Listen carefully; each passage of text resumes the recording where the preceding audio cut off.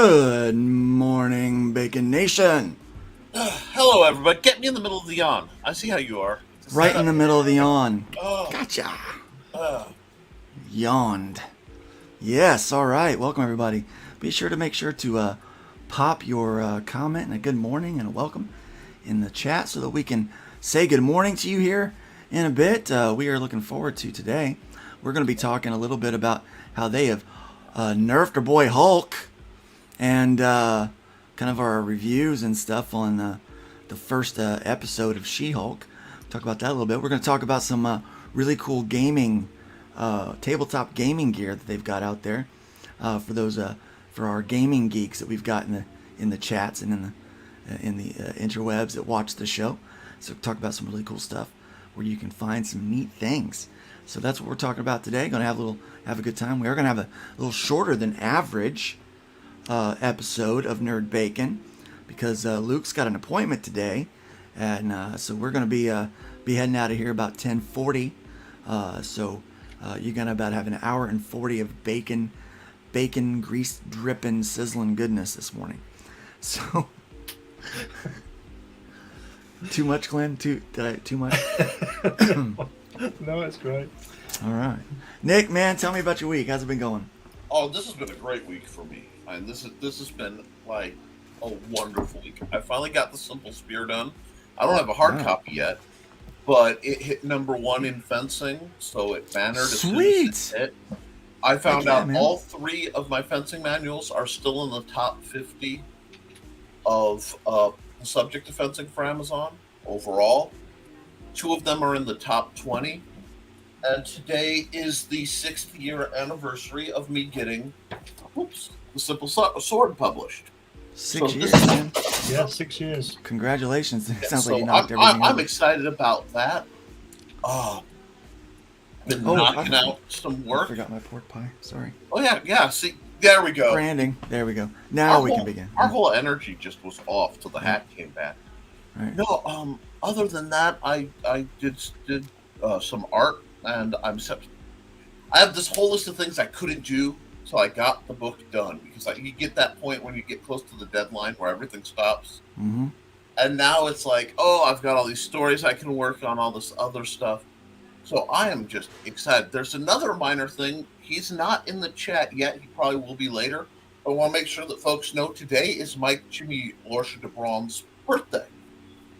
So I want to make sure he gets... Happy birthday, Mike Jimmy. Shout out to Mike Jimmy. If he's here, if he's not, we'll get him later. Happy birthday to you.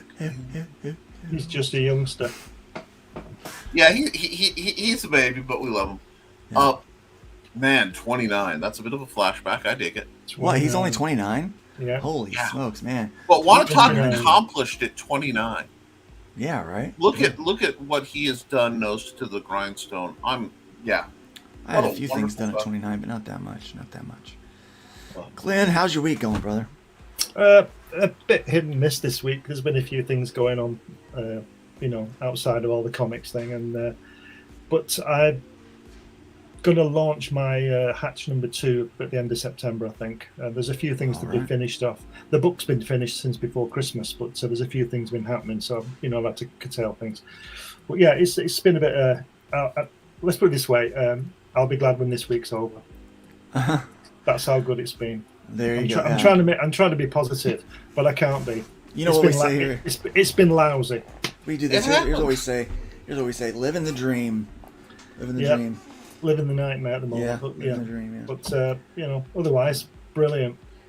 Yeah. There's a few. Can't complain. Yes. Yeah. See, what the thing is, you see, is that on these podcast things now, because of this COVID thing, where I come on to podcast, I met you guys, and you guys are my friends, and we have this chat, and when you're saying things like I was just saying, then you forget that there's all these people listening, so you should just say everything's fantastic. No. I like this. That's part of what keeps us having, because I listen to people complain a lot on Twitter. Yeah, I'm going to plug my book. What? People complain on Twitter? Never. For all 5 viewers I get, and then they complain about it, and you ask them, well, what are you doing? Well, I just complain about this, and I talk about this, and I really don't see. I'm not saying it's wrong, but no, people aren't telling the truth. But I've never seen this crap on Twitter. I don't get any of this crap on Twitter, and I don't seek it out. Well, there you go. You're not following the right people. That's for sure. I'm talking. I'm in a whole bunch of different groups and stuff where people talk about doing shows like this. Right. And there's the whole, because they put it out. I don't have a really bad Twitter experience because there's some people I disagree with, so I just scroll by. I mean, this is a shocking concept for some people. Just ignore it? It's You just can like, just ignore it? If it's really bad, it's like, wow, they look like... Let me tell you that what really is irritating me these past couple of weeks is, when I'm older than you two, right? Yes.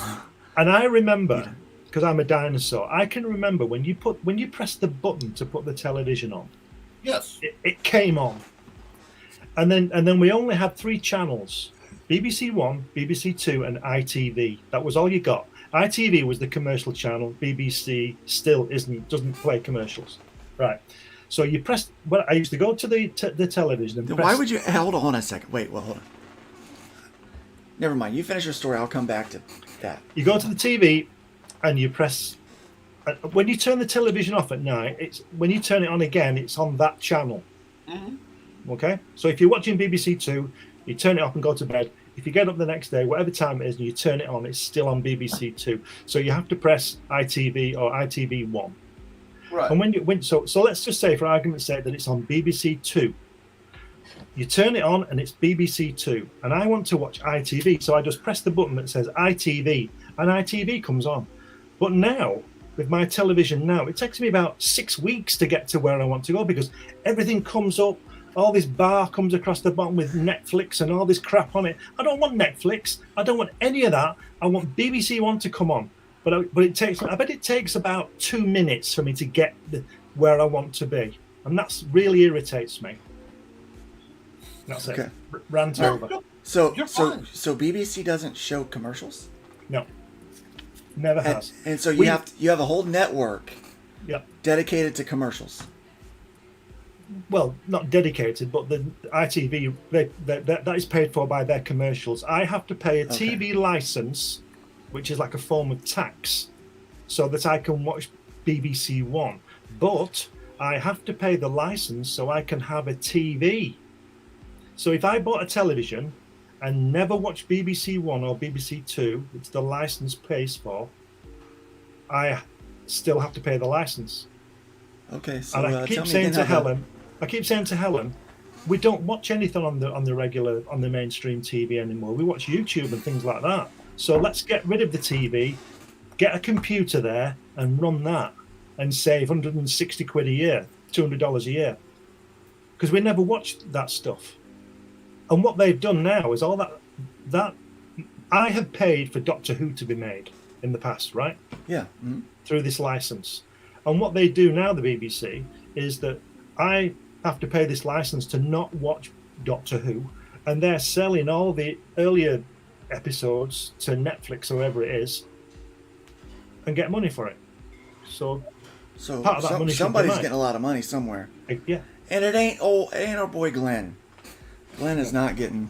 And that is tragic. I'm down to my last $500,000, and it's not good.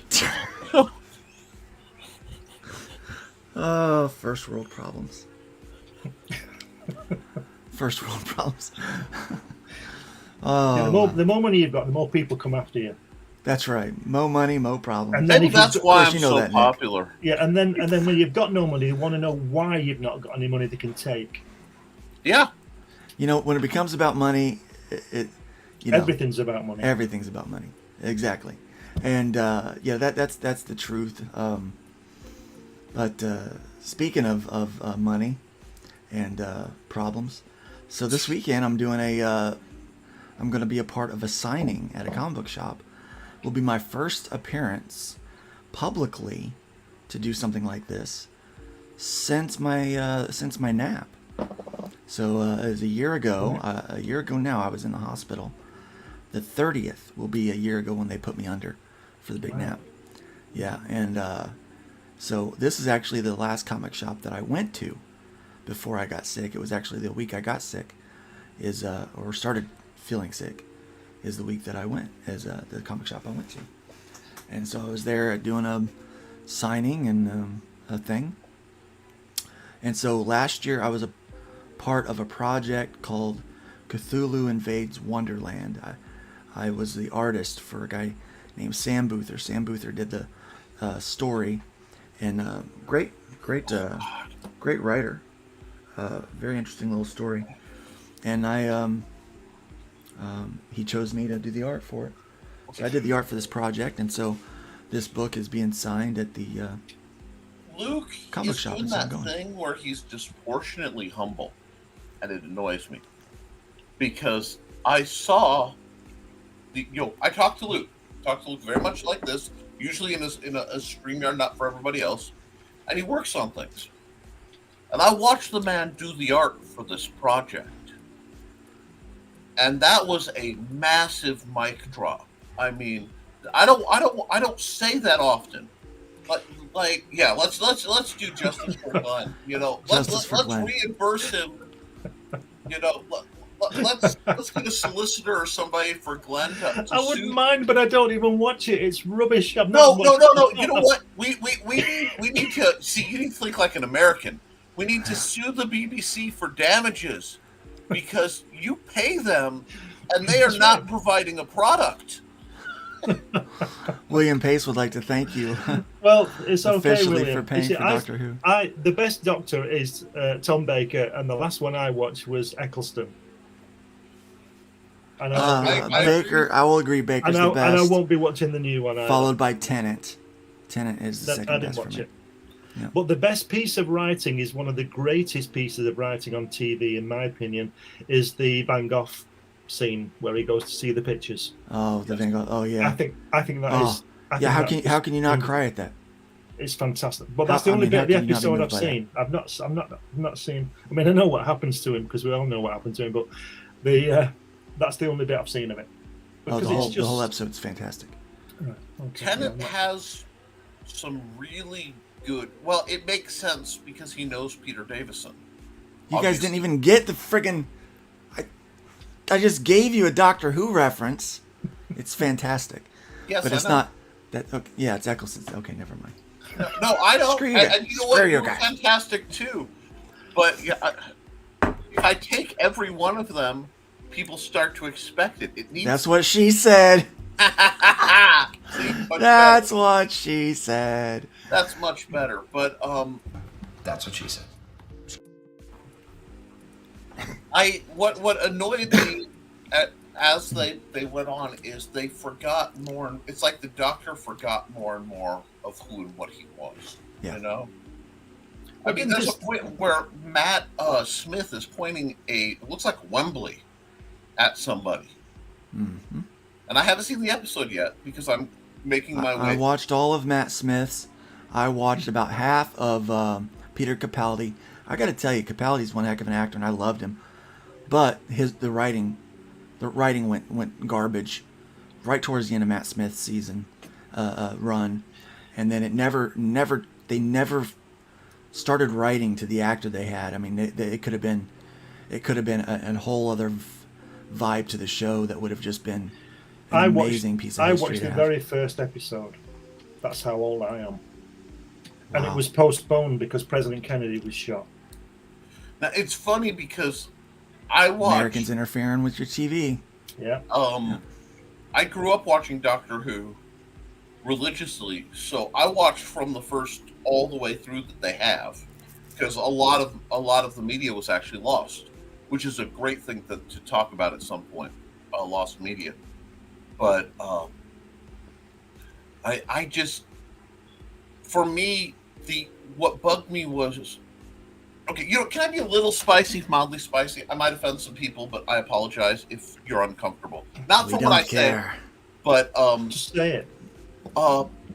Doctor Who was incredibly influential on me, okay, because he was the only male character in the 80s, but early 80s, right until you run into MacGyver to a lesser extent, who was male, but he was compassionate and he was caring.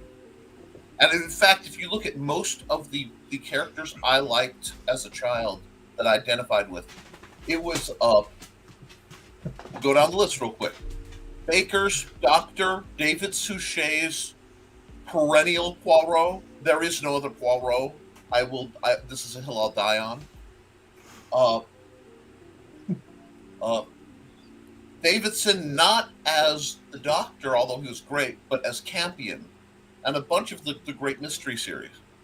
But the Doctor was the only male role model in the 80s. I mean, this is the era of Rocky and Rambo and Schwarzenegger. You're telling me Rocky didn't care? Well, hold on. That's a hill I'll die on. No, we didn't care about Rocky, is the point. Well, what I'm saying is, there was no, like, all the heroes, it was violence and then maybe kindness if the chick was hot. Right? Yo, Rocky had heart, man. Rocky. Right. Rocky Yeah, after the 15th film, I lost interest in Rocky. My point 15 being, of them. Seems like it. that was the only male representation of being kind, and it being a significant plot point. Yeah. Glenn And thinks that's why- Glenn thinks every action movie in the 80s was Rocky. Oh, that's fine. He's not terribly wrong. But it was just Lord, Rocky with machine guns, or Rocky with an Right? Austrian accent. It's fun. Or It's fun. Rocky with an alien in it. Exactly. Yo, alien! Anyway, I can't believe I said that line. That was terrible. Oh, that's so bad. That is like the worst dad joke, and I loved it. I loved could tell every you a second of story, it. but But I won't. that's this. See, I got in trouble with a lot of people I'm because surprised. when Jodie came out, when they said the Doctor's going to be female, I wasn't happy about it. I'm like, oh, you don't like women, blah, blah, blah. I'm like, no, you don't understand. This is the only male character, and one of incredibly few, who teaches actually caring about people. The fact that even Eccleston was like, I don't want to kill you, even though you're a noxious pile of psychotic plastic scum. Yeah. You know? Literally, any other hero would have walked in, blown that thing out, walked away slowly as it blew up, right? Yeah. You know? That's how I'd have done it. Well, yeah. But Eccleston is, demonstrate the Doctor as, think of early, the Doctor sitting there with the two cables, and he could blow up Yeah. the Daleks. He could end the threat forever. There have been a couple moments. Yeah, that was It's a good like, one. I can't. I'll coward every time. How can I create genocide? Right. Whereas if I were the Doctor, they wouldn't have a show to make because all of the bad guys would be dead. Yeah. Well, here's the thing with that though. Every hero takes that approach in America. I mean, every hero, and he was the only one where it wasn't caring wasn't a feminine trait. True. I will say that. Yeah. They made it a feminine trait. And here's my beef, and here's where I genuinely get angry about this. Because people are like, you don't like women. No, you want men who care, who actually give a damn about their communities, about being good to people, not just strength and power, but morality and observation and intelligence, not as something that warrants you just punch them in the face. And then you take the one paragon of that, and you make them female to prove the point That you can do it, just because you can do it. and I'm like, now you want to talk about what's and wrong? he still wasn't a ginger. Right. But you want to talk about what's wrong, and people talk about what happens in America, especially. No one asks, why are men so angry? And it's like, well, what are men fed? So yeah, I could go Same on. as the women. Well, I'd say a lot of. So here's what I learned from Doctor Who when I watched it. It was that the smartest person in the room doesn't have to say the smartest person in the room. The strongest person in the room doesn't have to say they're the strongest person in the room. But when you are those people, when you are that person, you have a responsibility to everyone else in the room to use your strength and intelligence to help them and not to hurt them. That's what I learned. Can we stop right there? Because that's the most brilliant segue that we could have into one of the topics of our conversation Let's today. do it. She-Hulk came out. Now, we Yep. did a whole episode doing a lot talking about what we thought it would be, what we want. And I want to weigh into it because I thought long and hard, and I came up with some stuff. Before we do, I want to hear what you guys, because I know Glenn didn't watch it. Glenn went, one, no, that's American Dribble. Two, Yeah, he's we're not gonna ruining watch that. characters. No, that's not fair. No. It's true that I didn't watch it, and it's true that I won't. But for me, for you to say that I would say it was American Dribble is unfair, because if you say that, then everything I've been reading for the past 60 years is American Dribble. That may have fair. been a little far with the joke. Well, And the She-Hulk last time- is a copyright creation. Yes, the last time, Copyright let me claim, tell yeah. you my history of She-Hulk. I bought the John Byrne graphic novel. What was that, 1983, 84? Because I like John Byrne's artwork. And I can't remember what happened in the story because I only read it the once. And it's somewhere in the archive somewhere, and I would never read it again because, like you say, it was a copyright thing. It's like, like what was the other one? They did the female Spider-Man, Spider-Woman, and all that. And again, I've covered this a lot of times, and I'm really boring, but I just don't see the point. If it doesn't improve it, if something doesn't improve something, why change it? Exactly. It has to improve. Exactly. Yeah. No point in rebooting just to reboot. Reboot to make things better. We have a lot of change for the sake of change these days. There's the dichotomy of things. About 10 years ago, I read and was led to believe that they were going to do a remake of 2001: A Space Odyssey. That's one of the worst things I ever heard, and one of the best things I ever heard is that they decided not to. Yeah. Because it's a classic. It's like if why would you remake Casablanca? Why would you remake Citizen Kane? Why? remake the bad movies. No, get new ideas. The bad movies are bad movies. They're not bad movies because they were made bad movies. There's no good. Forget them. Leave the classics alone. Leave the good stuff alone, and create some new stuff. Don't just take somebody, make them a woman, and make them gay, and make them this, and make them that. Get some new stuff. If you create a character who's a different race and they're gay, I don't have a problem with that.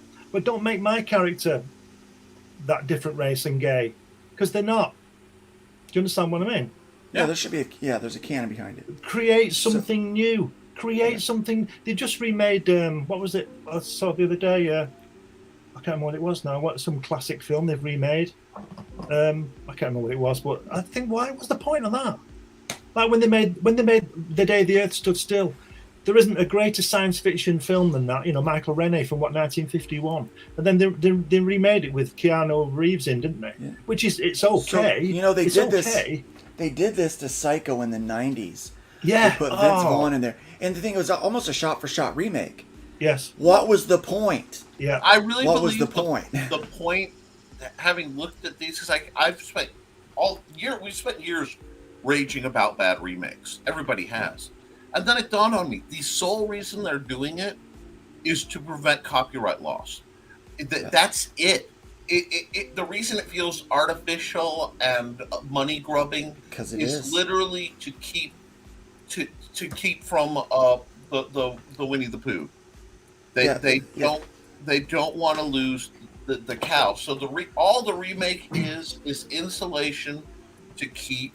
Well, why have they not remade Snow White then and Gone with the Wind? What if they not? Why have they not? Oh, what they've done, I believe, is sequels. They've done sequels to Snow White. Why does that save the copyright? Because the copyright is still, it's an ongoing series. It's still, that's part of it. Okay. I don't like sequels either, but then again, if they'd have had my way, we wouldn't have had Terminator 2, which is superior to the first film. So really absolutely, so I'm wrong on that. Okay, if they want to make a sequel to Gone with the Wind to save the copyright, okay, but don't remake the first one. Right, exactly. I'm not disagreeing with you. I totally, because they're. I'm a huge Babylon 5 fan. I've been a huge Babylon And 5 fan for a long they time. they are actually remaking Snow White. Oh well, with- they are. That proves my point, then, doesn't it? Yeah, they are remaking Snow White, and At least not do Snow it as a White. vampire movie. Come on. Yeah. At least do it as a vampire movie. No, it's not. No, that would make the whole thing make a lot more sense. The huntsman going for her heart, her skin, white as snow, lips ruby red. That would make sense, right? That would make sense to me. In fact, that would be a great comic book. I think, if it were possible to make that happen, that would be great. So anyway, we'll talk about public domain. Remind me about public domain. I'm working on a thing I want to talk about in a little bit. Yes. But She-Hulk. Okay, so I did watch the first episode of She-Hulk. I thought it was meh. Yeah. I am a fan of She-Hulk only because I grew up at an age where I didn't understand John Burns came out in '83. I was 3 years old at the time, Yeah.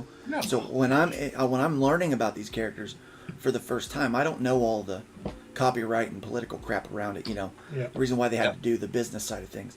I just saw that it was another character, and I thought she was hot and cool, right? Because I liked Hulk. Hulk was, kind of awesome. Hot and cool. And I thought she was hot and cool. Yeah, and we know you have a thing for green women. I have a thing for green women. I can't help it. 18-foot tall green women. I mean, it's just nothing wrong with it. Hey. I can climb. You do you. I'm gonna do me. Trust me. Yeah. Don't knock it till Real you tried Nick it. came slipping out for a moment there. Don't knock it till you've tried it. That's all I'm saying. No. Quite agree. Oh, sorry. I'm a short guy. I like tall women. Do the math. Anyway, I liked it. Too. So I watched it. There's a couple things that I don't care for what they do in a lot of these shows. So number one, here's my first gripe, that they could have gone with the Savage She-Hulk storyline, and they did not. So Bruce Banner, our Hulk that we have now in the MCU, has obviously had to suffer and go through quite a bit to be where he's at right now as Smart Hulk, right?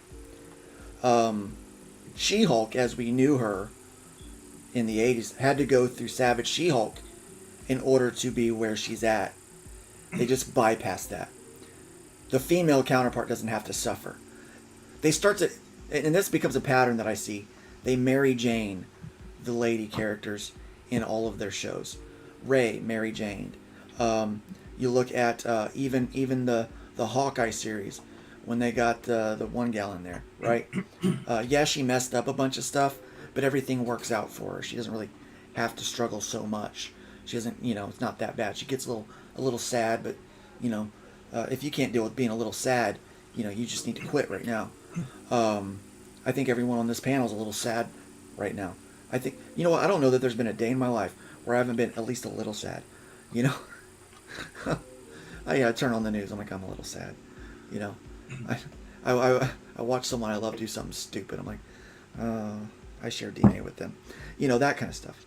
But I mean, in general, they just they make those characters, it comes easy. So it came easy for her. The other thing they did was, right away, they have to say, okay, she's better at everything than Hulk. Even though he's been doing this for 15 years. Right? She's somehow better at being Hulk than Hulk, okay? I didn't care for that. She's a lawyer, right? Lawyers appreciate expert witness opinion, right? Well, if you're a new Hulk and your cousin's been the Hulk for 15 years, wouldn't you defer to his expert witness opinion on this thing? No. She comes across as ungrateful. She comes across as snotty. She comes across as arrogant and rude, as self-centered. None of the things that she is in the comic book, okay? She's snarky and strong and self-confident in the comic books. In the show, she's none of those things. She's just a pain in the butt is what she is in the show. But the other problem that I know is They didn't lean into any one thing hard enough for it to be good. It was like, what is it? They even introduced a new villain to the MCU, and she gets totally punked, and it's the worst introduction of a prominent character that I've ever seen. With Spartanian, terrible, and she gets punked right away. And my final gripe, the Hulk. When Bruce Banner turns into the Hulk, his shirt rips off, right? When Jen turns into the Hulk, her shoes rip off. What do you expect? Well, separate but equal. Is it? Yeah, I quite agree. Is it true that the Hulk's doing yoga? Yes. Or is that?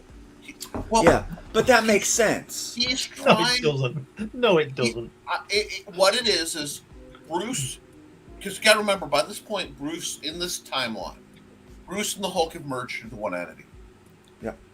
And the whole thing from Bruce's side is trying to help her control her rage in the way he knew.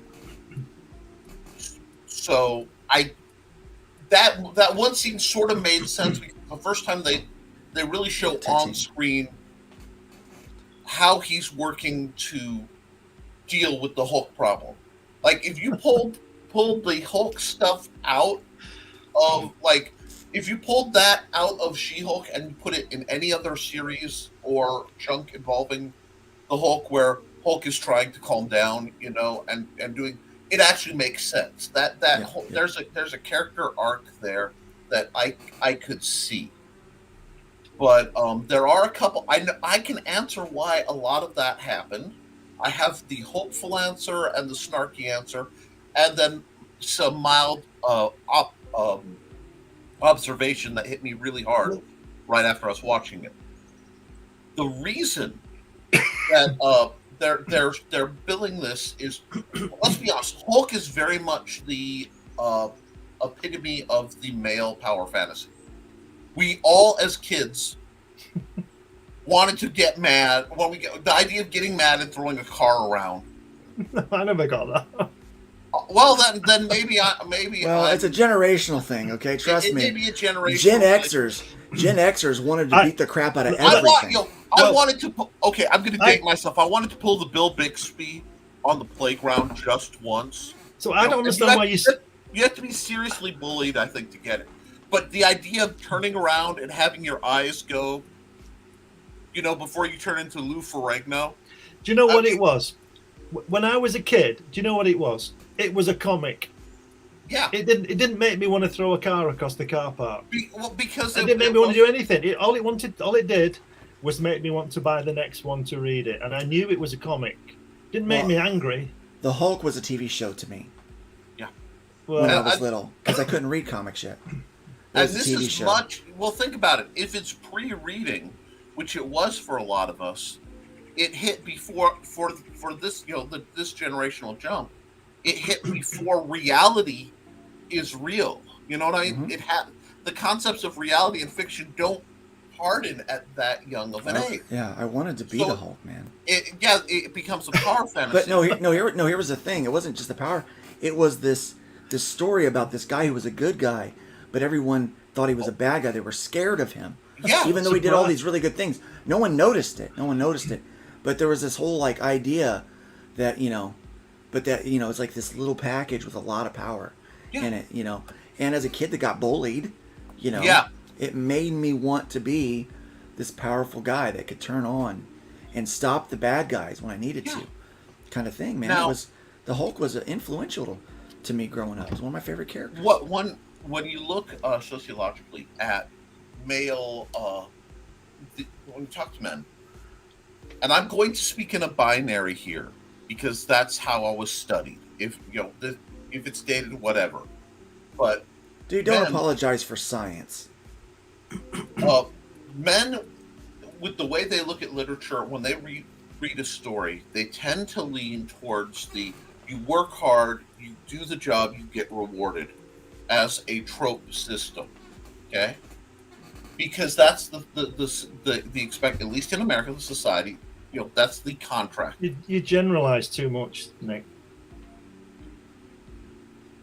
You do. I know what you're saying, but I think you're generalizing too much.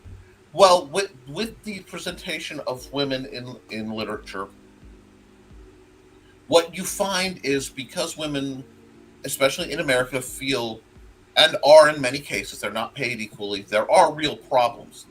The demonstration of handling them is done wrong, done poorly.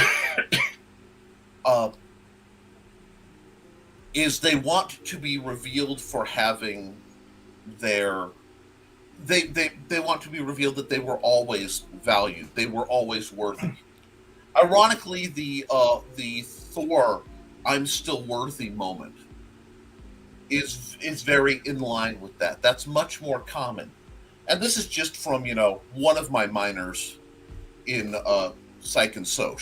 So this is fairly studied, but so that's something that gets catered to a lot in modern retellings.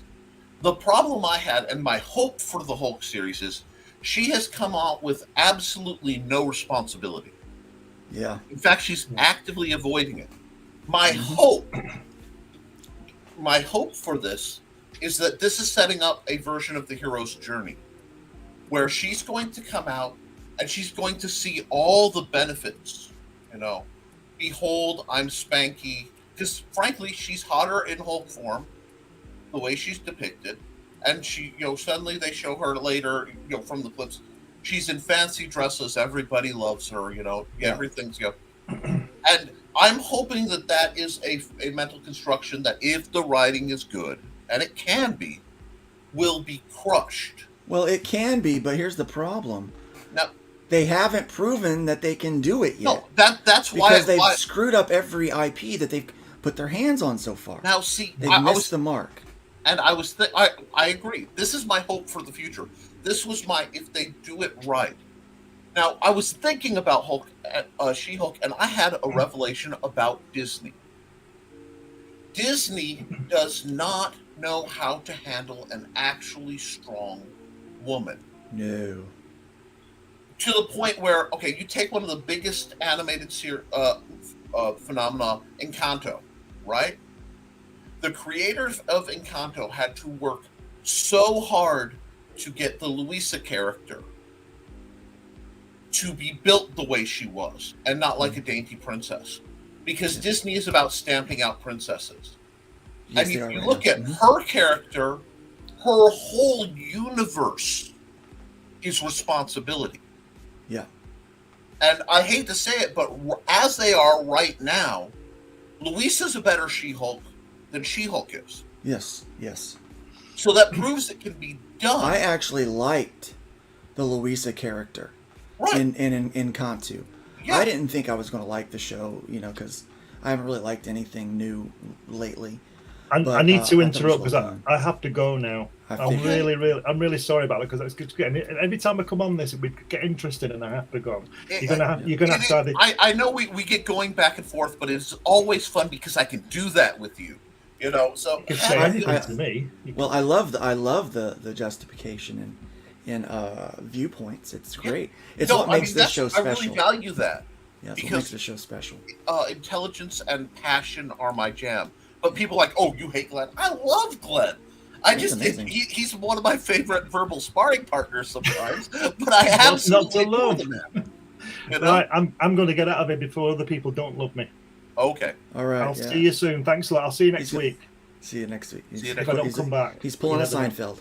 He's leaving at the top of his game. Yeah. I'll see you later. See ya. All right.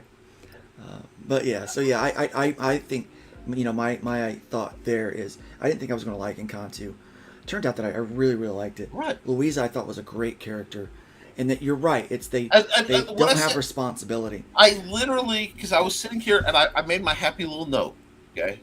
Yeah. And I don't know if I can get to focus, so I'll read it. But because you look at Louisa, and that's my speech impediment, right? Yeah. She's got responsibility, and she's not pretty enough for Disney. right? She is not a princess, even though she basically is. You know. Meanwhile, you look at She-Hulk, and instead of responsibility, she feels she's entitled to it. So she comes in with a sense of entitlement and superiority, and she only sees her value as attractive. What I think, if they play it, yeah, they didn't make enough Lisa dolls, because there are a lot of girls who are big, strong girls. Yeah. And if you want to empower them, I'm for it. But don't do the mouthpiece BS. Because, like, when I think of big, strong girls, aside from a couple of my nieces, whom I adore, I think of Shay over at Red Valkyrie. Mm-hmm. She's just a bit shy of 6 foot tall, if I recall. Yeah. She's a big, strong girl. She'll kick your butt. And she'll kick your butt and just nail a heck of a volleyball spike. She fights for our country, doesn't she? Yes, she does. There you go. Thank you, Shay. And I love that, because people don't understand. I married a little short, curvy librarian lady. I love my little short, curvy librarian. But I dated great, big, tall women. I dated little, tiny women. I like all women, and I like all women subclasses, of physical aesthetics and whatever. But when you look at She-Hulk, instead of her becoming the monster, she becomes a bigger, prettier, better version of herself. She's actually 6'1". I knew there was an inch one way or the other, and I couldn't remember. And I almost, when you see her, she's usually in like heels or something, because she has almost as few give a dangs as you do. Yeah. But I think what they're going to find is the other way they could write well with Shield, because there are opportunities. And we're bringing up Encanto, okay? Yes. You know why Encanto is better than all of the stuff that Disney's done? Because Disney didn't write it. No. Lin-Manuel Miranda wrote it, and he knows how to write a story. Oh, yeah. The man understands character dynamic. And here's the thing. The reason why the Louisa doll was so popular is not just because she was strong and she was unconventionally good looking. It wasn't because of any of those things. It wasn't body type and all of that. It's because every person on the planet can identify with having responsibility and feeling like they've got to hold it all together for everybody else. While everybody else goes off and does their thing, they've got to hold it together for everybody. Like, they've got that responsibility. That's why I tell people, What About Bruno is the catchier song from Encanto. Uh-huh. But Surface Pressure is my absolute jam, because it's like we've all been there. Disney is the problem for sure. Well, but what gets me is, with Louisa, they showed they could do it right. Yeah. So that's ironically why I have some measure of hope. They made money and they did it right with her. Yeah. So my genuine hope is that the hero's journey for She-Hulk, and it's why it's a little easier for me to give him a shot, is that she's coming in arrogant and dismissive of both personal responsibility and stuff. And I love She-Hulk as a character. You want fun with She-Hulk, watch the animated series Hulk and the Agents of Smash. It's one of the most fun series that's been put out. It is a great, if you feel sick, like you're having a bad day, because it's just genuinely fun. But so they could do that. So my hope is we're going to see the navigation to right there, Rick Bradley. I literally get the same eye twitch. Oh, hey. Morning. Morning, I don't understand Joe. why you always say that. So here's the deal. If you got to leave before you get here, don't come. I mean, this is a place for us to hang out and have a good time and to talk. If you don't feel like you can do that here, then you probably can't do that here. Just saying. But I love you anyway. Stick around, hang out, listen to what we're talking about, chime in. You know what? And I'll Good be time. honest. If you don't like what we're talking about, and there's something in the format that bugs you, if you can give a maybe you need this, maybe it's that. Well, I'll take it into contemplation if it can make We a do that, better yeah. show. You know, Yeah. because this is about serving the geek community, the nerd It community, is. and making your day better. If there's a way we can do that better, let us know. I Yeah. mean, Yeah. but But that's back to She-Hulk. yeah. Um,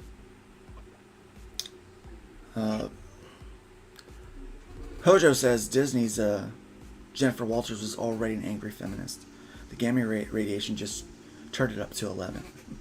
And I think that might be true. Now I'm a first and second wave feminist, which I never thought I would have to verbalize that in my life. I'm a part of a denomination that believes in the ordination of women into ministry. We're very conservative in most everything else. But when it comes to that, in fact, my organization I'm a part of was one of the first in the country to ordain women into ministry, and one of the first to integrate worship. There are prominent leaders in the Church of God Anderson that actually had to sneak around when going out and preaching at churches under threat of death because of these more progressive views of the day, which we have not adopted many of the progressive views that are going around these days. But so I would be considered a first or second wave feminist. This third wave angry feminism, it's not for me. It's not, that, I've got strong women. My wife comes across as very, very shy and very quiet. But she's a very strong woman. She's a rock. My daughter is everything that you would think of as a She-Hulk character. She lifted weights in high school. She's strong. She's got big emotions, like really big emotions. And but she's Corey's pure still awesome. but she's still very feminine. She's very soft at times. Most of the time she's very soft. She's very hard, very strong when she needs to be. She can carry a lot of weight, that she doesn't have to. And I'm thinking, this is, although I believe my daughter's very unique and very special, I know it's not unique to just my daughter. That there are a lot of girls out there that can relate to this kind of thing, where things happen in your life and in your family that require you to grow up a lot faster than you should have had to. And that's what's happened with my daughter. Well, here's the thing with Jennifer Walker. It's like a grown woman who's not grown up. She's still a petulant little teenager. And that's my problem. And hopefully, I'm with you. I hope that they have some growth in her character. But I'm afraid that that's not what we're going to see. We're not going to see any growth in her character. That she's basically just a female replacement for Hulk. And this is the first. Wow. Basically, since before Endgame, Infinity War, this is probably the first real deep dive Marvel new title. Yeah. I followed because I kind of burnt out on the MCU. I had some stuff hit in my life where I didn't have access, and then I just sort of.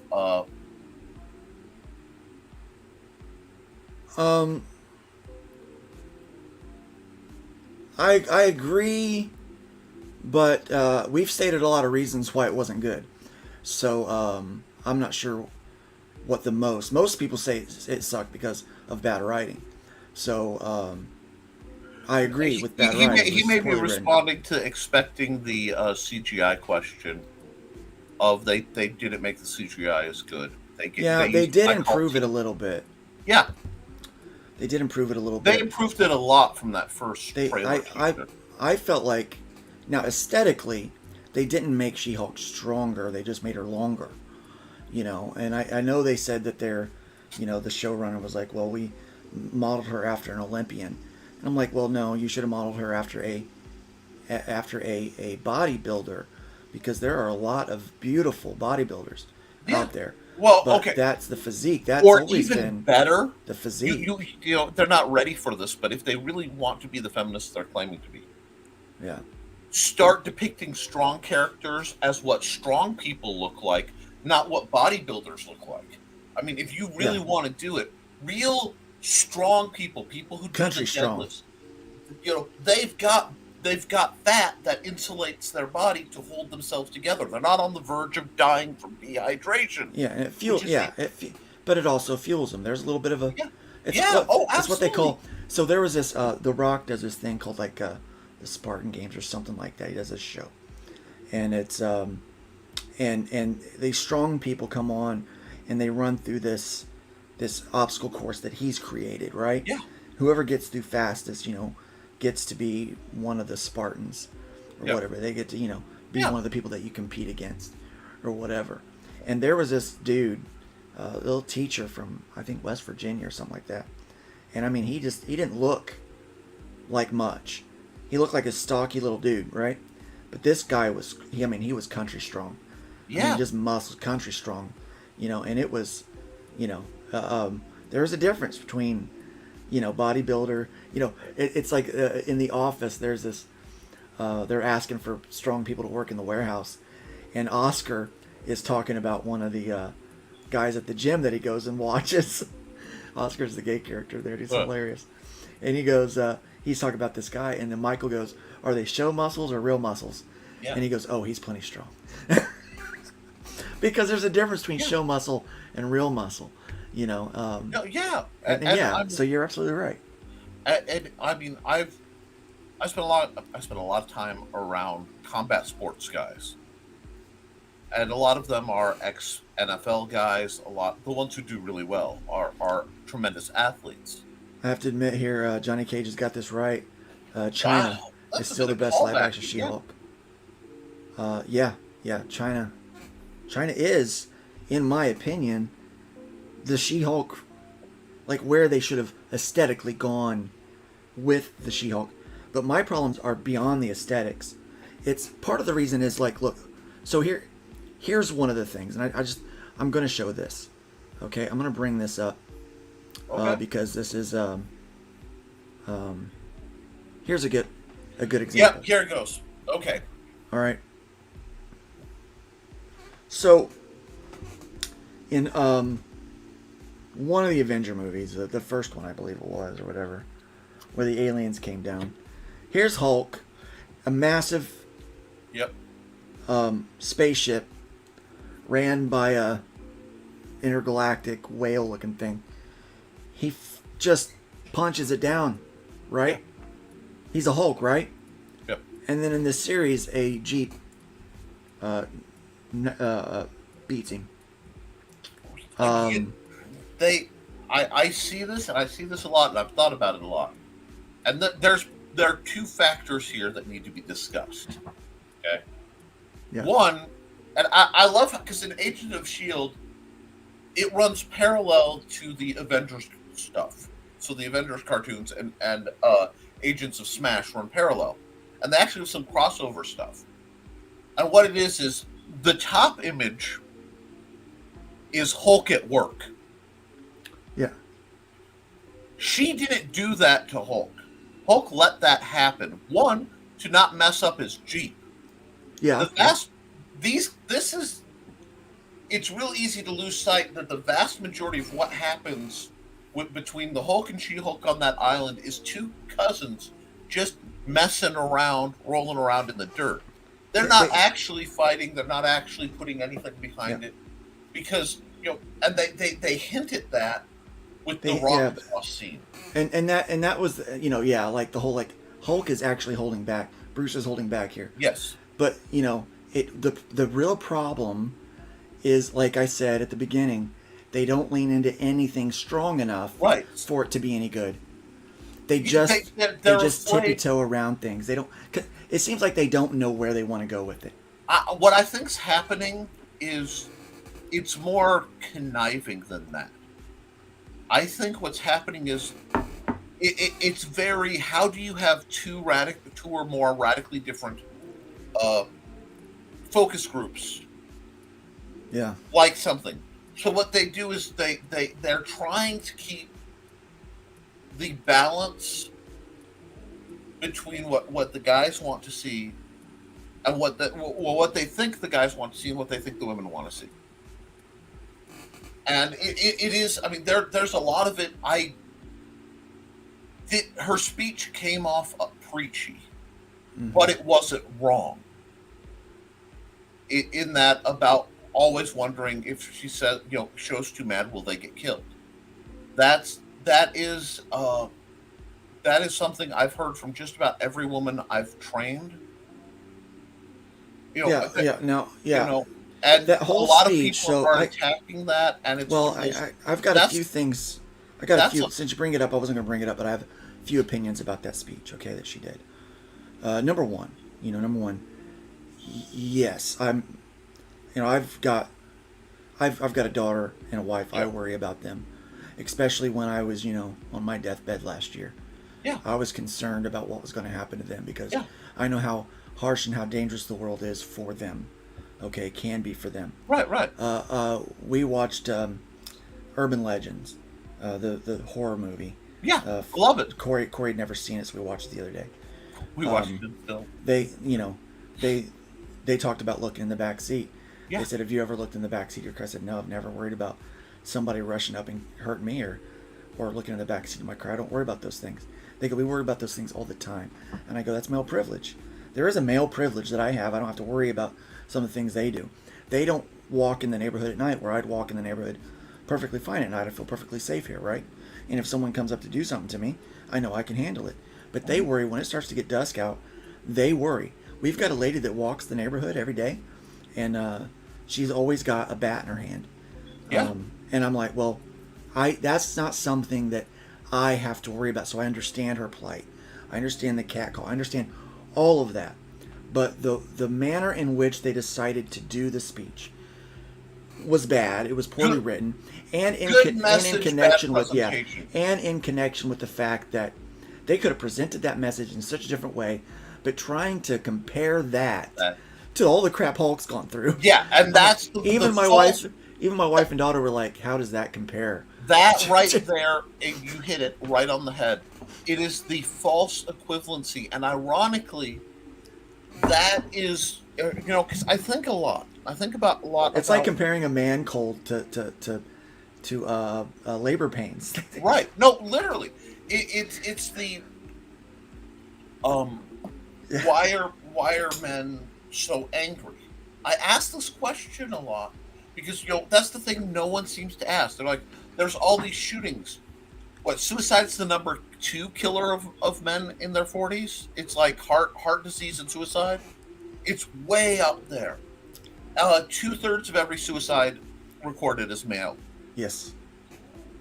And why is that? So I've spent a lot. I mean, this is one of my lifetime projects. There's a lot of reasons for that. Yeah. And I think I don't know that this is the venue or platform for that, but I think one of those is because all masculinity has been labeled as toxic and therefore vilified, yes. And so when you have your natural masculine tendencies vilified, it's difficult. It's like, as a man of faith, being a Christian and having all of my religious viewpoints vilified, when many of my religious viewpoints are in line with Muslim religious viewpoints, only we execute in a different way. Muslim faith, right? And Jewish, right? The three big religions of that area are intimately connected philosophically. Let me just pinpoint our views on homosexuality, particularly, that we believe that is a sin. Okay, that one point right there. Look at how those 3 different religions handle it. In a Muslim country, a homosexual person would be executed. In a Christian country, a homosexual person would say, "Look, I love you, but homosexuality is a sin. I would like for you to change your lifestyle, but I just want to get to know you, and I want you to get to know the God that I serve." That's how we handle that situation, right? That's how Jewish people handle that situation. Not everyone that believes that way handles it that way or the right way. Some people are we're not a hive mind, and some people handle things better or worse than other people. Okay, so you're going to have a large gamut of responses there. Yeah.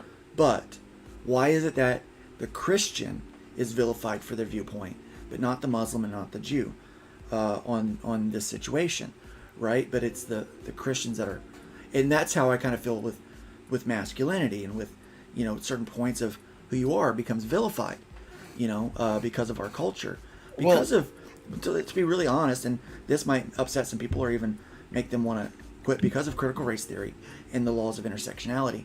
Those two things are Marxist theologies that are designed to further separate us instead of join us, and it's a problem that we run into, and it's part of what's causing the depression across the board, and the issues across the board.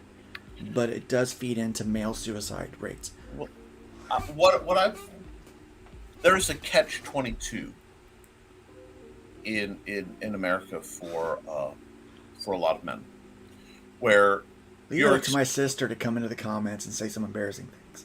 I am not posting that on the screen, sis. Love you, sister. I'll read it though. Don't you dare! Don't you dare! Keep going. You had something smart to say. Say. There's a catch-22 with men, and I'm going to. I see your point, but I'm going to step aside because it's so easy to get lost into that. It is. It really is. Yeah. You know. So, like I said, this is not really the venue for that conversation. But we are expected to endure. Yeah. What happened is the rules changed. The rules changed where men were taught one set of rules about our generation before. We're taught, you know, a certain set of rules of how you treat a woman and how life works. And then the rules changed. And what happens is there's some people who will take the best from both. You know what I'm saying? And that can put a burden where men are expected to be superheroes. We really are. We are expected to be able to be stoic. And yeah. Is everything okay? Okay. Thank you. Sorry. Mandy was letting me know that a plumber might be coming in the near future. We've got a thing. I will. Okay. Yeah. But But I'm going to change the subject only a little bit, though, buddy. Okay. Just in I think kind of where you're going, what you're talking about. Bruce was stoic. Yes. In there, and I like a little bit that, you know, he didn't play the comparison game with her. Oh. Like, okay, yeah, he just a little bit like that look. I think I might meme that look. You know, that okay.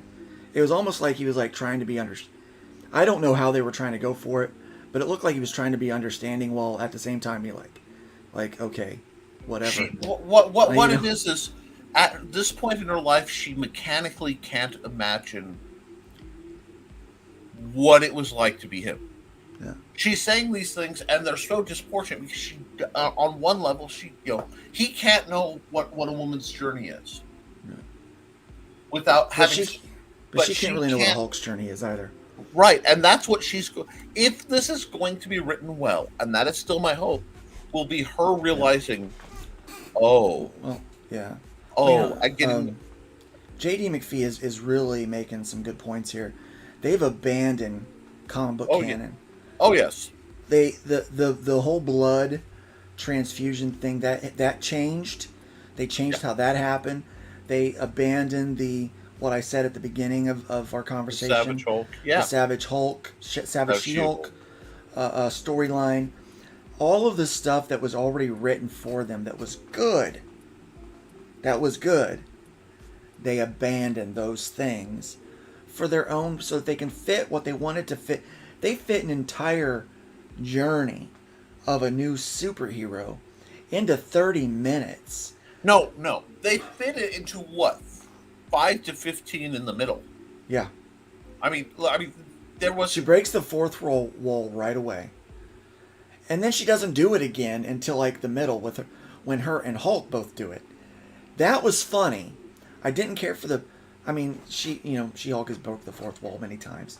So I didn't mind that as much. It felt very sitcom-y the way they handled the first, lawyer show, and I think that My sister the believes that women are also supposed to be Wonder Woman. yeah, Yeah, we have those expectations. and but see, the difference is right now in America, women are far more allowed to talk about it, and men aren't. Men are basically, well, it's real easy. I can show it. You want men to talk about their feelings and when they feel bad about stuff, but if they do, it becomes a joke to the point it's an advertising campaign right now for Old Spice. Yeah. Like you want to talk about that whole thing, and that's why, as a writer, what I see is her life construction is so fragile that her win, there's nothing supporting it. Yeah. She has like one friend ish. She hasn't shown much connection to family. And They've done a very poor job of making Jen very likable. and I think Marv that's on brings up, purpose. I think they want her to take some Yeah. lumps. I hope. I hope hopefully, but I'm not going to speculate because they haven't proven that they could do it. Okay, so not only did he lose the love of his life and his friends, but he watched his father kill his mother. Yes. Okay, he was exiled. Yes. To a foreign country. He was exiled Well, to a foreign planet, country. Not only country, but a foreign planet where where he had to fight to supremacy. Yes. He had to fight every day, right? And then in movie canon, he fought everything he had as Hulk against Thanos and lost. He fought everything he had as Banner and lost. Mm-hmm. And while the arc for Captain America is incredible, let's just put that up there. Yeah. The growth arc for Captain America, the growth arc for Tony Stark are both amazing. The whole incident with Thanos was a massive undoing of everything that both Bruce and Hulk was. Yeah. That's why you had all that craziness, because he needed some. And he's coming back from being basically philosophically unmade. Yeah. When you prove at least at that point the Hulk, whose whole universe is he's the strongest there is. I mean, he's mad, but wasn't. Yeah. That's gonna undo. That's gonna have a different kind of damage, and it seems like, to the credit of the writers, they're handling Hulk and Banner. And Bruce Banner gets to be a character again, even though he's green. Yeah. As they're handling them well. Well, I hope. I mean, sometimes maybe I just infer more than what's actually there because I'm a fan of Hulk. But Right. Dave Brink says every time a studio diverts from the source material, they degaff. They don't give a fudge. And that's absolutely true, because the source material is there. It's like when they started doing the new kind of the actual sequels of Star Wars. The studio, the lady that was running that thing says, "Well, we don't have source material." Baloney, you don't have source material. You have all of the extended universe that has been written in novels and comic books that you can look through, and all of that had been adopted as canon, and is something that you could have looked at as being as source material, but you abandon all that, and then what we've got is 3 subpar movies. In fact, it would have been better at the original sense that it was going to be Finn that was going to be the Luke Skywalker character. Yeah. That's a storyline I thought would have been amazing. That it was the Force that broke him out of, this hive mind or whatever. What a cool idea. And they abandoned that to Mary Jane Ray. And it's not Daisy Ridley's fault. Daisy Ridley's a great actress. She did everything she could. The writing was bad for her. And that's the problem. Disney, they regularly mess up the writing on these characters. Right. Because they're trying to do... I don't know what they're trying to do. Daredevil will be the next character to be humiliated, and I think so. He's the next character that's going to be popping up in She-Hulk, and I hope they handle him well. They're going to have to be very, very careful, though, because I don't think they will do Daredevil. They'll do a little They'll probably do a little for girl power, for lack of a better term. Yeah. But they won't go too far because they don't want to be branded as ableist.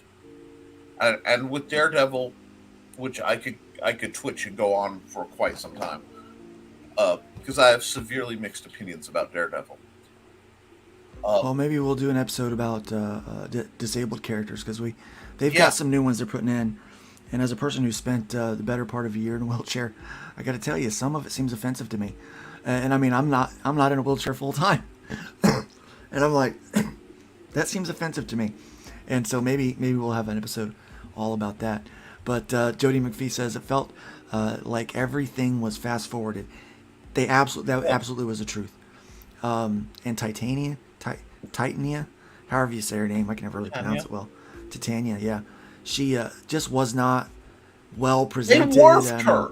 Let's be honest. They completely. You could just add a blue barrel falling on her head. They morphed her. Yeah. She was supposed to be this big powerhouse. And Joe, that's one thing. Joe, that's your bailiwick. Big powerhouse woman busts open a door and punches somebody really hard. This is right where Jody McPhee lives. Yeah, since Marvel has all the normies bought into these comic shows, they can bring in top showrunners and to produce. Problem is, these showrunners have no interest in comic fans, only normies, and that is, I think, true. I think there's a lot to that. And but here's the problem: even the normies aren't enjoying it.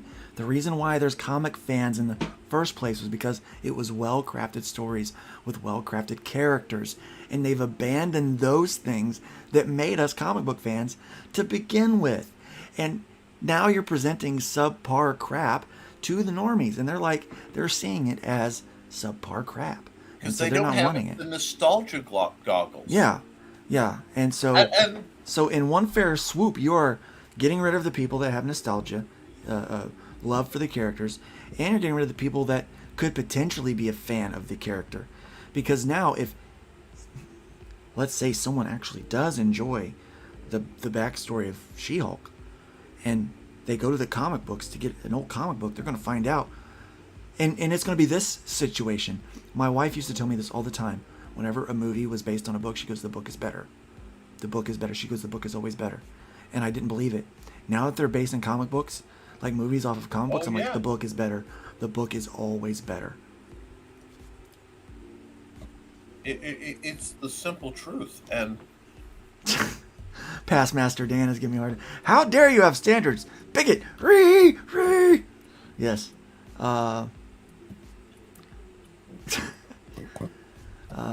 DeVito, I love that. DeVito. Speaking of, okay. I have to share because I am dyslexic, and occasionally the words get scrambled, and my mind tries to read them. And it turned into like Davida DeVito, and my brain brought up Danny DeVito, just stretched kind of like they did Peter Dinklage, huge in a dress. Yeah. In this world that we're living in, there's so many people wondering how we ever hope to clean up all this mess that we've made. There are people dying in the street, little babies with no food to eat. Sometimes it seems we should accept defeat, but this won't make us fall. There is still one man we can call. Danny DeVito, the one that we need, oh. You're the one who can turn this all around and lift us from the ground. I know you are my hero. You're the one who has come to save the day. We need you more than words can say. Yeah, this one chubby little man has the power in his hand to heal the divide and bring peace to this land. Doesn't matter if you're left or right, we know that Danny is our guide to help us put our differences aside. We can. You guys all think I'm a hero, and I'll accept that responsibility. All right.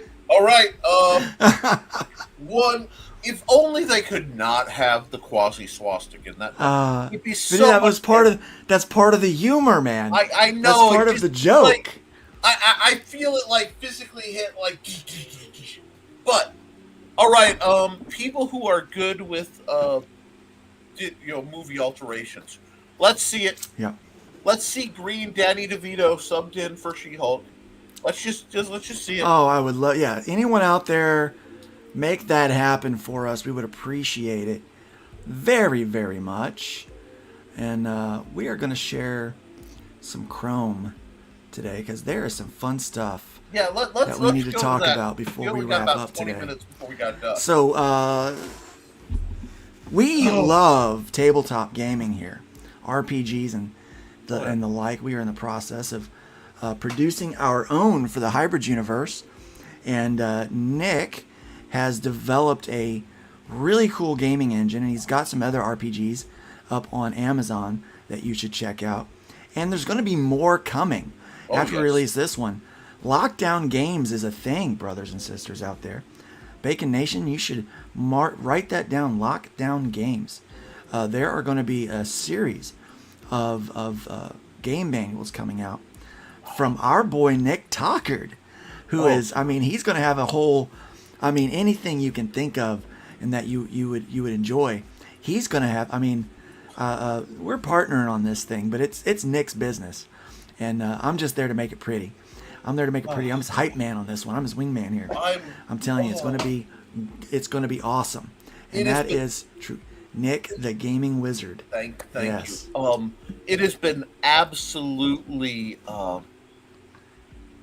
brutal not sharing more and not doing more because, I really want hybrids to be the sort of flagship, the core rule book we've been working on, to the point yet where, I believe you want to see the measure of somebody, see how they handle it when the rain comes down. And when the rain came down, I took everything I had. I said, I'll bring it back when Luke comes out.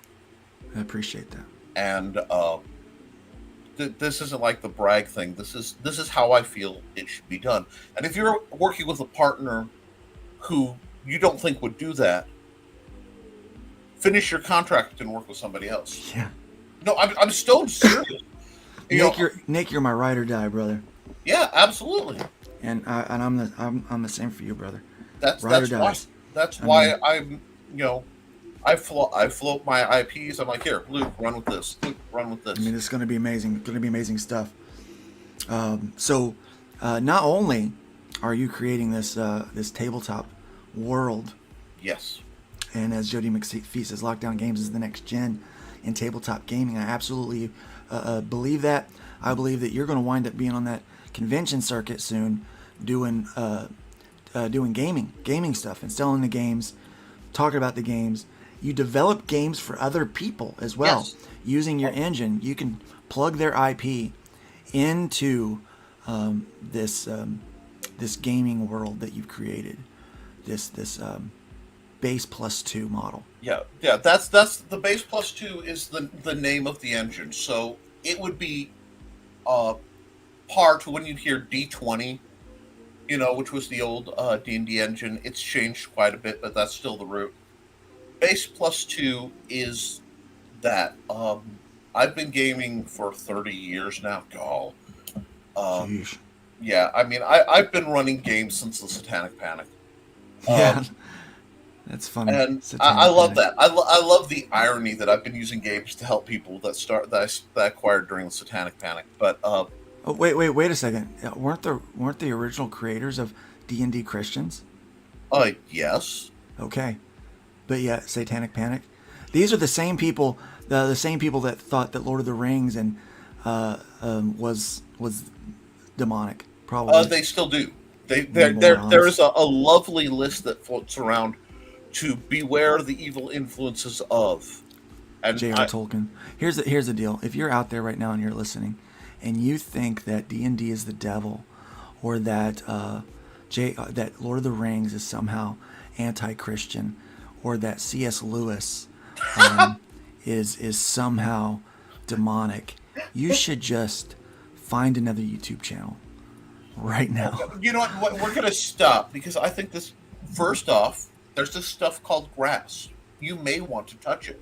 Secondly, after you have engaged with the stuff called reality and grass, appreciate, if you're coming from a Christian background, appreciate the creation. That's part of why we're here, is to appreciate God's handiwork. He wants an audience for his awesome sunsets that will go, wow, that's awesome. I really believe that's part of why we're here. Yeah. So, God didn't make this, but look at this number. Keeps going up. Nick, you sent me this. Yes, I did. The other night to check this out. This is Project Ironside. Yes. It's a $399 extendable board game table. Yeah. Check out this video. Let me know if you don't hear it, and I'll share it a different way. Okay. Do you hear it? No sound. What? No sound. No sound? Okay. Let me share this. I'm sharing this just this screen. So here, I'll stop share. Yeah. Stop share. Stop sharing the news. And share a new way. I gotta share the Chrome tab. Yep. Yeah. Because it's all like, it's all crazy. So yeah, check this out. All right. We're gonna check this guy out. This is very cool. Hello, I'm the Box King, king of every box-shaped item in the universe. You know what I hate more than nagging advisors? The peasants are starving, my lord! Now is not the time for a cake fight! Gaming on regular, boring dining tables. Bits can tumble off, dice go rolling away. There's nowhere to safely put your drinks, and saving your game for later is a stressful affair. Enter Project Ironside, a new era in board game tables. Game comfortably in a contained area, where no pieces get lost, no dice go wandering, and you'll have a bouncy, neoprene playing surface, making card pickups a snap. It's like a padded cell, but for your games, instead of left-handed people. It's totally normal, I swear. Project Ironside is made from pure coated steel, making it strong and sturdy, while still being warm to the touch. Think of it like a mountain giant. I will crush you! Who has a thing for hugs. Crush you with my love! Adjustable feet mean no wobbles, and can raise the table up an extra 5 centimeters. What about accessories? Well, hold on to your rumps! Extra wide cup holders fit mugs, pint glasses, wine glasses, and cans. Perfect for those who imbibe as, moderately as I do. Deck holders offer you a place to keep neat draw decks and discard piles, and have a removable divider to let you store, well, anything else, really. Can it hold my grain? Sure. Can it hold my cows? Why, what? We also offer armrests so soft your pointy elbows will be screaming, 5 more minutes, mother, I don't want to go to school. How about some curved modular bit holders? Small token sesame chambers click seamlessly into the table and can be customized with token sesame art plates. These small chambers will provide you with a scooping experience so silky smooth, it's like dipping your hands in butter. Not that I would know how that feels. Yes, delicious. Oh, don't look at me! Need a place to hang? Our disc hooks can be used to hang all sorts of things. And the included extra-wide tote bags are the perfect place to store your RPG rulebooks, board games, and table accessories. I haven't been this excited about hanging since Torture Tuesday. Roll up, roll up! 2 for 1 entry to today's hangings. Kids and seniors getting free. Add a dash of immersion to your game night with a selection of double-sided thematic playmats for your games. That's 2 adventures in 1.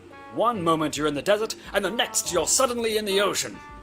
Kind of sounds like my Saturday night. You can also save your games for later using the polished rubberwood table toppers. Quickly transform your gaming table into an attractive modern dining table, water resistant and worthy of a feast. And here's the best part. These toppers can be converted into side tables and gaming platforms. Store the Oh, game so box on it cool. during setup, or convert it into an elevated playing surface. It's conversion time, baby! But this time without the Inquisitors. Last time I hid in a pigsty for 7 days straight.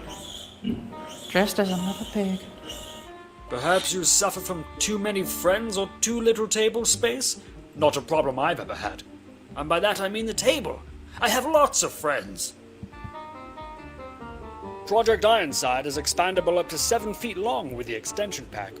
Or connect 2 Ironsides to create an enormous 10-foot long table. That's more extended than my grandfather's lifespan, and he's cursed by the dark gods. I used to be king, but now I'm a potato. You can even connect 2 tables sideways to create a huge 70 by 55 inch table. Perfect for wargamers. That And is unlike other perfect board right game there. tables that typically cost over $2,000 for a similar size, Project Ironside is only $3.99. Affordable, sturdy, innovative, and good looking. Kind of like someone you know, eh, fellas? Guards, intruder! Overthrow your old kitchen table. It's time to game like a king with Project Ironside. Since we've started this show today, it's gone up like I think another $10,000. I don't know, man. It just keeps rolling up. People want. This is awesome. Well, yeah, it's a great product. It's funny because downstairs where I had set up my gaming area, I have somebody tried to make a homemade one of these, basically. Yeah. Plywood base. You put the legs under it, ringed out with carpet in the middle for gaming. So seeing this is like, oh, that's what they were trying to do. I'm sure you could convert one of those things to an ashtray if you're a smoker. Yeah. Well, yeah, you just put your ashtray in the cup holder. I used to play Magic with a guy named Chimney. Want to guess why he was called Chimney? I don't know. You know? I don't know, guys. Hold on. Yeah. Well, hold a Viking. Oh, so For the Viking one, you may need to make an insert where you cut an inner hole the diameter so it doesn't slide all the way. So let me say this about Vikings. For some reason, I have been on this kick where I'm researching Vikings because I think I'm going to write a story about Vikings, or at least some Nordic, not necessarily mythology, but I think I'm writing a fantasy story, but it's going to have some true to life Viking and Nordic influences, right? Right. So I've been learning a lot about the Vikings. Did you know they did not actually drink from the skulls of their enemies? They did not actually do that. They were actually very, very laid back people. And the Vikings it wasn't like a group, like a community of Vikings. It was like a Nordic, community, and someone in your community would go out Viking. Viking was an act. A job / activity. Many Vikings were actually farmers. Right. And they would go out on expeditions Yes. in order to gain more resources that weren't available to them. Viking, let me put this. Viking originally was a verb, not a noun. Yes. It was. Yeah, it is a verb. It still is a like, verb. I'm going camping, and while I'm there, I'm going to raid and pillage that town, and that town, Yeah. and then bring what we want back. So instead of calling them, if we would have come up with the terminology today, instead of calling them a Viking, we would call them a Viker. Because they go out Viking. Okay. So I'm learning a lot about this stuff, and they were really, Viker mice from Mars. Sorry. Viker, yeah. So they were all about hygiene. In Yes. fact, their hair being blonde was actually, a lot of them were bottle blondes, by the way, because the soaps they would use to kill the lice and to clean would also lighten their hair, but they preferred the blonde look because blondes have more fun, right? So, it's learning a lot interesting. about Vikings. A nice little side note. The Saxons really, because what happened when the Normans came to what we call Britain now, the Normans were Vikings. That's how they started out. They were a Viking, and they came and decided, why should we go where the land isn't as fertile? We've taken control of this area. We'll just stay. And that's basically how it started. Mm-hmm. And the Saxons hated them because they believed they were cheating, because they were using terrible wiles like washing their clothing frequently and taking baths frequently. And how could their women not be swayed by these cunning maneuvers? Here we go, a Viking, we will go. Yes. A Viking we will go. Here we go, a Viking we will go. My new house is great except for the Viker gang next door. They have a beautiful garden. But if I buy any seeds, they come over and take them. Vikings, they did go out and take things, right? But all the warring and the brutality that you hear about Vikings typically were because two Viking groups were fighting over the same resources. Yeah, but they were actually, I guess, they're really laid back people. So yeah, I learned a lot about them. I just see this like this poor little village of like classic peasants, you know, pre-Burn Nation, and like two Viking troops coming at them. No, we're scheduled for here this month. You're next month. No. They pull out their. And they're just like arguing it about. It says this. right here. Poor peasants, just like third month of the year, past the big snow. No. See, that's where you're wrong. This is the second month past the year. Second month past the big snow. Oh, okay. Well, since we're here. Well, no. You got to come back. No, since we're here. Yeah, I get it. It'll be fun. So, in line with this gaming tech, yes, here's some other cool stuff. I've seen these. These are so cool. These are rechargeable. Okay, charging 7-piece LED electronic dice. These are cool. Yeah. So here's a few things about these. They light up and they will flash with the number that they land on. And those, and they glow in the dark, so low light situations for gaming work well. See, now that would have been important for me and my friends when we were in high school. We would game all night, and we would turn the lights off. We would just have the TV going because we were supposed to be asleep. We were downstairs in my friend's basement, right? And they had a finished basement, so we would just be down there gaming the whole night. And we always had to have the little lamps up so that we could actually see our dice and stuff like that. But man, if we could have been able to game under black light or something like that, man, that would have been even cooler. But yeah, so these things are pretty cool. This was something that I wanted to, that I found and I kind of wanted to show off. And it comes with this nice little case that charges. Yeah. So this is a really cool game accessory. Those are great. Now I will say they're not here because they're actually with my game bag because I've been doing some traveling DMing for the library. The best dice in the world one can get a hold of have only one source, and I'm die hard on this, and that's my man Frog G. Until you've had some Frog G, artisanal made resin dice, you haven't lived. I'm serious. But I also like these. Oh, I like the bullet dice. They're all 6-sided dice. So if you're playing, let's say GURPS. GURPS is a D6 base game. This would be perfect for you. For you. Yeah, so you can roll the bullets, bite the bullet, so to speak. Here's something really cool that I found. This is a hard carrying case. Yes, there are several companies that make some amazing carrying cases for. I chose this one over one more expensive because it didn't have the slot for holding die. Yeah, and I mean, holding die is important to me, only because I've got so much of it. I'd have to go grab my. These are my cheap dice. This is my big bag of dice. Here, I got all kinds of pretty dice in there. And most of my dice are in the gumball They all machine. roll 20s. They all roll crits, all of them. Every last one of them. If they don't roll a crit, they get taken out of the bag, and they get sent to the dungeon of rolls like craps. And I got these metal ones that I throw at people when I get really mad. So it's like here. Yeah. So you definitely don't want me to roll a crit with that, because it's like the stone that slayed Goliath. If I throw one of those at you. But that is, and then I got a bag of extra dice for all of my friends. Little sets, 7 dice sets. Yes. So that friends can come over and we can play. Sadly, we don't do a lot of gaming at the house these days.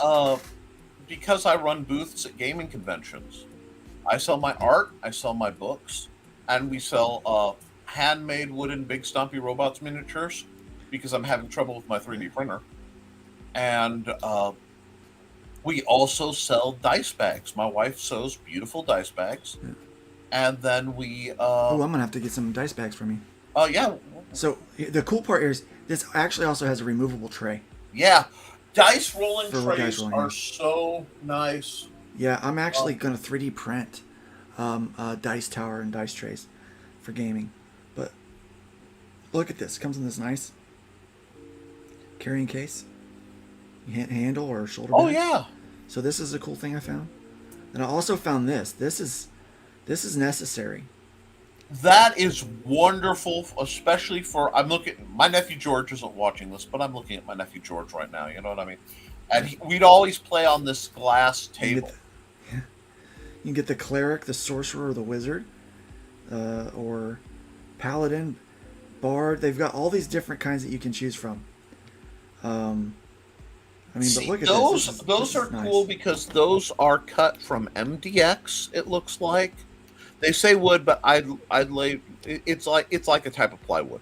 Yeah, I'm And sure it is, yeah.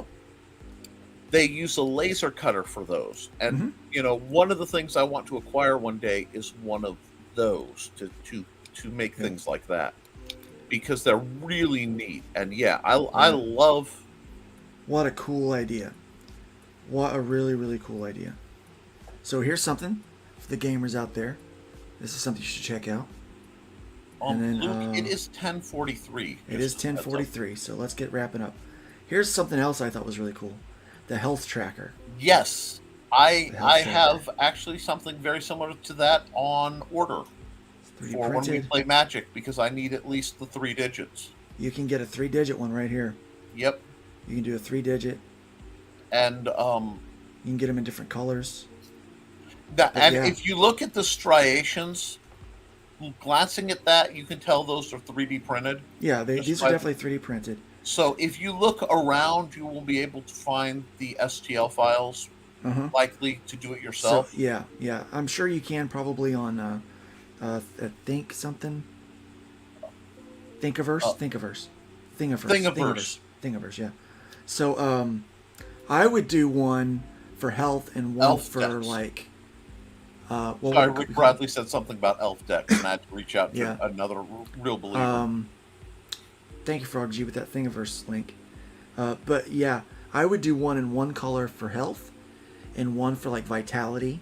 Oh yeah. Or for our games, one for our so we have our health meter, but we also have our what do we call it for the hybrid the stamina the thing. Shoot. We have a name for it. I mean, here's a game developer and the game. Well, guy. We got a name for it. I've done three. But yeah, but I would have one for our health and one for our. It's how many times you can use it. It's not charges. It will come to me. Yeah. Yep. So yeah, that's cool. These are like $9 or something to start out with. Yeah. Those are on Etsy. So I was just showing Etsy stuff. If you can, shop Etsy instead of the Zon for things like this, because they're coming from the same thing, but you're going to support a small These purple ones that shows up really well. That velvet, kind of satiny looking. And what PLA. you can do with because that has a really nice deep groove. So what you can do for miniature painter guys. Get a color like the black or whatever, and then just take the time to fine paint in. Yeah. And a little drop of paint will go right into those grooves really quick. Oh yeah. You won't even have to do much work to do it. But yeah, really cool. So those are some things that are out there that for gamers that we found that I thought was pretty cool. Thank you, Frog. He found the STL for the life tracker. Boom. There we go. We'll be printing that. So all right. it is time for me to go, folks. My appointment is here. But hey, it has been a good day. Nick, tell everybody where they can find You can find you. You can find everything for me on nicholastalker.com. I'm going to be redoing it. The Simple Spear is the newest book available from me through Amazon at www.amazon.com/author/Nicholas You can find me broadcasting here every Thursday at 9 a.m.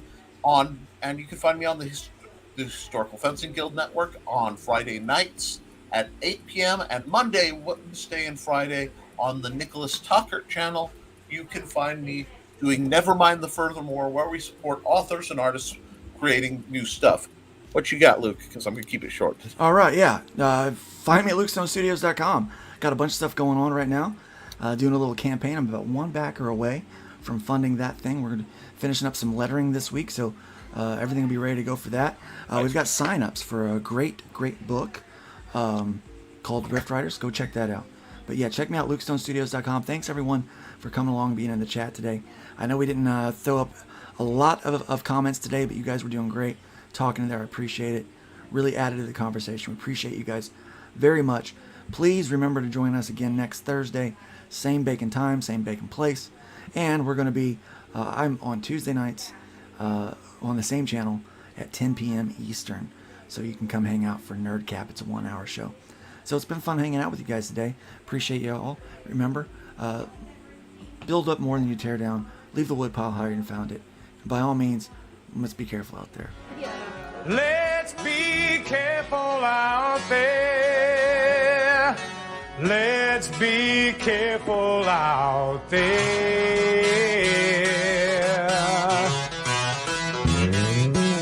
We had a 187 at the 7-Eleven on the corner of 4th and Main. 2 Caucasians of the male persuasion put a bullet through the cashier's brain. Moving on, I see a 211, half a dozen 459, 2 AEWs, a GTA, and several miscellaneous crimes.